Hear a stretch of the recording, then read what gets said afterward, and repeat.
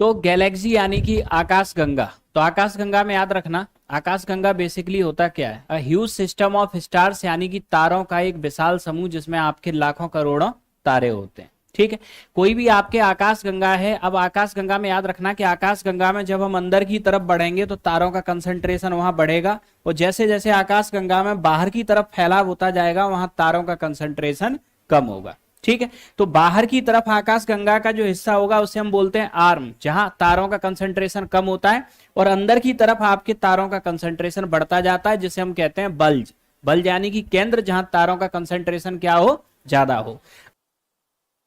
तो गैलेक्सी आपके जो होती है ये 3 प्रकार की होती है, किसके आधार पर, शेप के आधार पर। ठीक है, पहला आपके स्पाइरल शेप।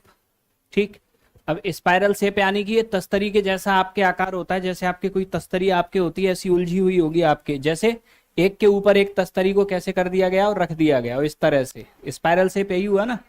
ठीक, पहले एक, फिर दूसरा, फिर तीसरा, फिर ऐसे इस तरीके से।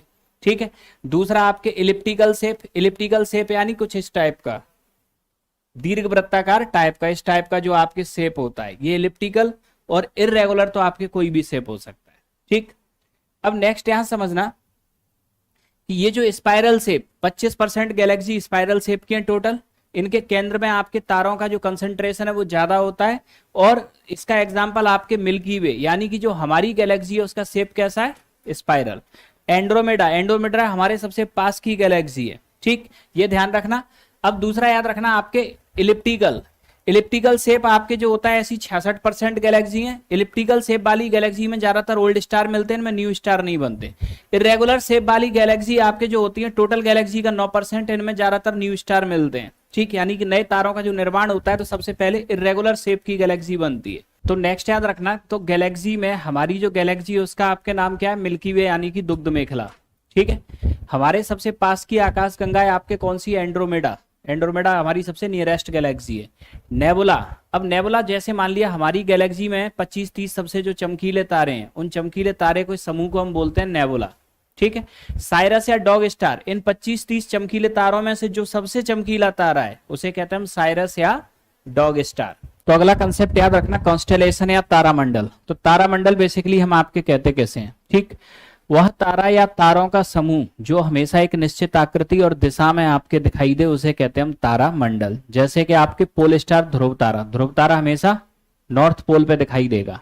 सप्तर्षि तारा मंडल, सप्तर्षि तारा मंडल आप देखोगे तो ये हमेशा क्वेश्चन मार्क के शेप पे दिखाई देगा इस तरह से।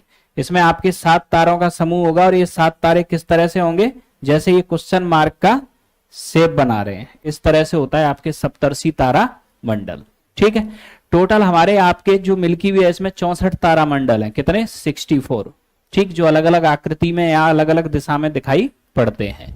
कॉस्मोस ईयर, कॉस्मोस ईयर यानी कि जो हमारा सूर्य है, ये सूर्य हमारी गैलेक्सी का चक्कर जितने टाइम में लगाता है उसे कहते हैं हम कॉस्मोस ईयर। मतलब हमारे सूर्य को हमारी गैलेक्सी का चक्कर लगाने में लगता है 25 करोड़ साल मात्र।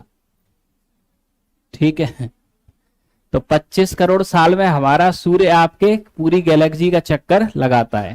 ठीक है, हमारी पृथ्वी की एज कितनी है अभी कुल, 6 लाख साल। ठीक, मतलब आपके पृथ्वी की एज इतनी बढ़ गई, अभी तक सूर्य का चक्कर पूरा नहीं हुआ। ऐसी कई पृथ्वियां शुरू होके खत्म भी हो जाएंगी, और क्या, कई सोलर सिस्टम आपके ओरिजिन होगा और ये समाप्त भी हो जाएंगे, तब तक तो सूर्य चक्कर नहीं लगा पाएगा। तो ये तो सिर्फ अभी हमारी गैलेक्सी की बात है, ऐसी पता नहीं कितनी गैलेक्सी मिलकर निर्माण करती हैं किसका, यूनिवर्स यानी ब्रह्मांड का।